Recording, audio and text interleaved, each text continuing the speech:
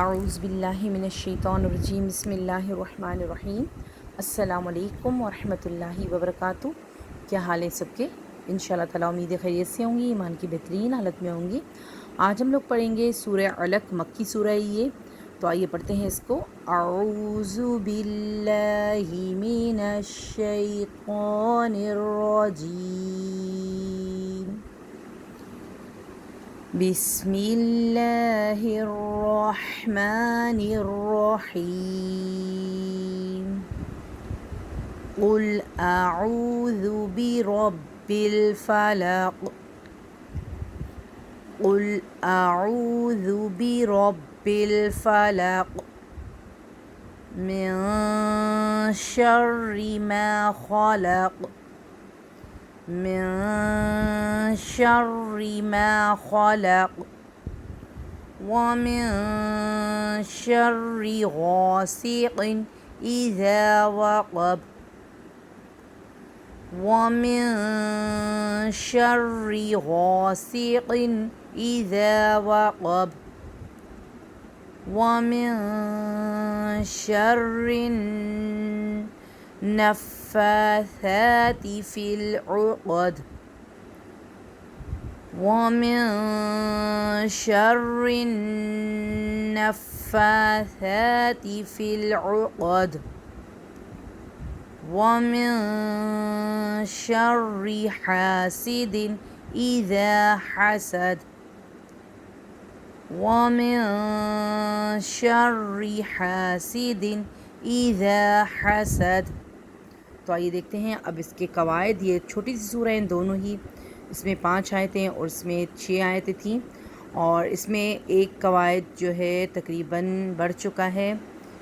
اس میں بھی آپ نے دیکھا کہ یہاں پر الحمدللہ اکفا تھا، یہاں پر بھی جو ہمیں نظر آ رہا ہے یہ والا کلر فروزی، یہاں پہ ہو رہا ہے اکفا، ٹھیک ہے، اور یہ جو ہمیں ریڈ نظر آ رہا ہے وہ ہے قلقلہ، اور یہ تو ہے غنہ، ٹھیک ہے۔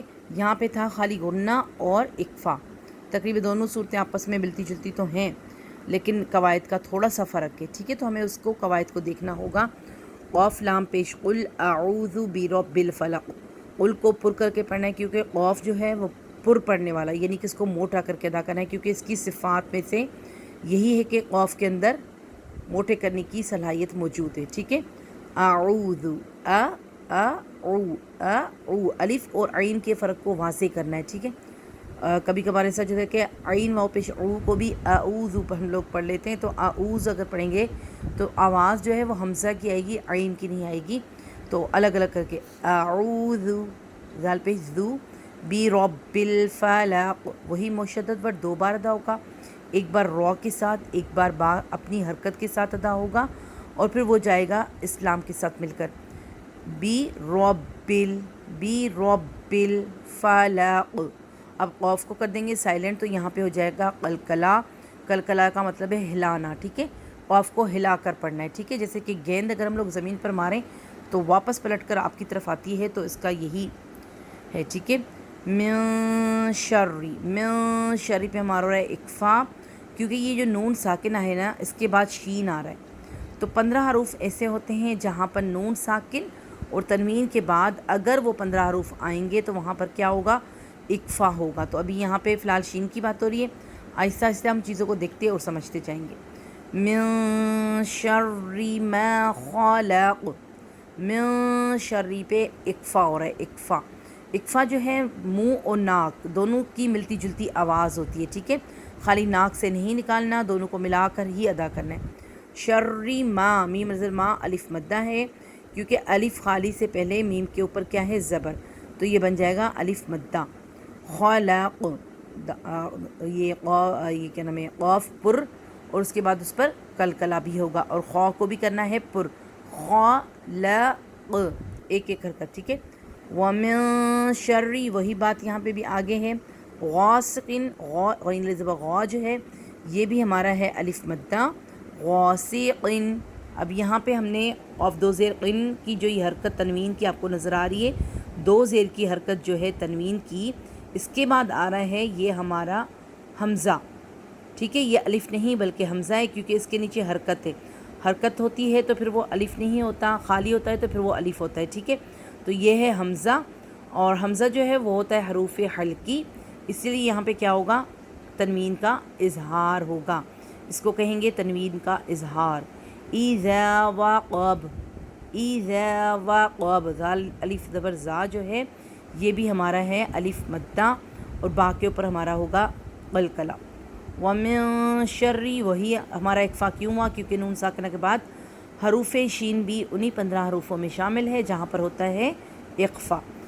شرن نفاساتی، شرن کے بعد آپ کو یہاں پہ نون مشدد، تو نون مشدد پہ ہمیشہ غنہ ہی ہوتا ہے، چاہے وہ کسی کے ساتھ بھی جڑے اس کا کوئی ایشو نہیں ہے۔ ایشو یہ ہے کہ مشدد ورڈ نون اور میم مشدد اور نون مشدد جہاں پر ہوں گے وہاں پہ کیا ہوگا، غنہ ہوگا۔ تو اس قرآن پاک میں غنہ کا کلر جو ہے وہ ہے اورنج کلر کا، تو آپ کو نظر ہی آ رہا ہے، ٹھیک ہے۔ وَمِن شَرِّ نفاثات، نفاساتی، اس کی آواز نہیں آنی چاہیے، ٹھیک ہے۔ ثا ہے تو جیسے طوطلے بندے پڑھتے نا، تو اسی طرح ہی اس کو ثا کو نکالنا ہے۔ آپ کو ثنایا اولیاء کے پاس اپنی زبان کو لے کر آنا ہے، اس کے بعد اس کو ادا کرنا ہے، ٹھیک ہے۔ ثنایا اولیاء جو ہمارے دانت ہوتے ہیں نا اوپر والے، ان کو کہتے ہیں، ٹھیک ہے۔ شر النفاثات فی العقد، فی العقد، دال کے اوپر دوبارہ یہاں پہ کیا ہوگا، قلقلہ ہوگا۔ ومن شری، وہی ومن شری، ومن کر کے نہیں، ومن اسے آواز کو بدلنا ہے۔ ہم اگر اس طرح پڑھیں گے ومن شر، ومن شری، ومن اس طرح، تو ومن پہ کیا ہوگا کہ پھر نون کا اظہار ہو جائے گا، تو ہمیں اظہار نہیں کیا کرنا ہے، اکفا کرنا ہے۔ تو آواز کا بدلاؤ، تھوڑا سا آواز کو بدلنا ہے، ناک اور منہ دونوں میں سے آواز کو نکالنا ہے، اس کو یہ کیا کہتے ہیں، اکفا کہتے ہیں۔ غنہ کی اقسام ہیں یہ بھی، ٹھیک ہے، یہ کچھ اور نہیں، غنہ کی اقسام ہی ہوتی ہیں، لیکن ہمیں قواعد کا پتہ ہونا چاہیے، ٹھیک ہے۔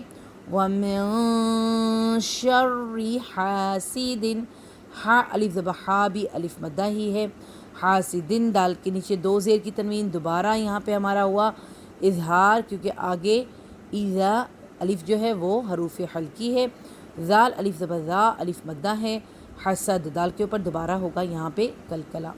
انشاءاللہ امید ہے آپ لوگوں کو سمجھ آ رہا ہوگا، جس چیز کو سمجھ نہ آئے بتائے، دیکھیں آپ لوگ غور و فکر سے لیسن کو سنا کریں، ایک ہفتہ پورا ہوتا ہے تو الحمدللہ آرام سے پڑھیں۔ آئیے پڑھتے ہیں اب اس سورہ کو دوبارہ اکٹھا۔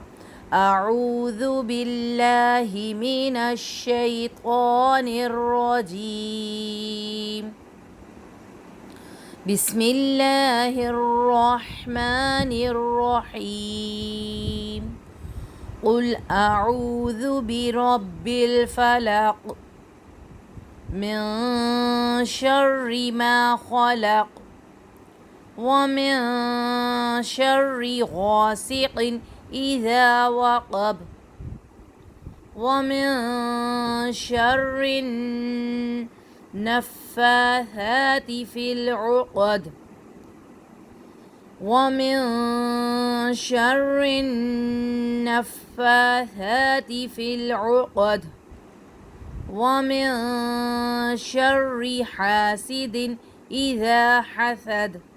صدق اللہ العلی العظیم۔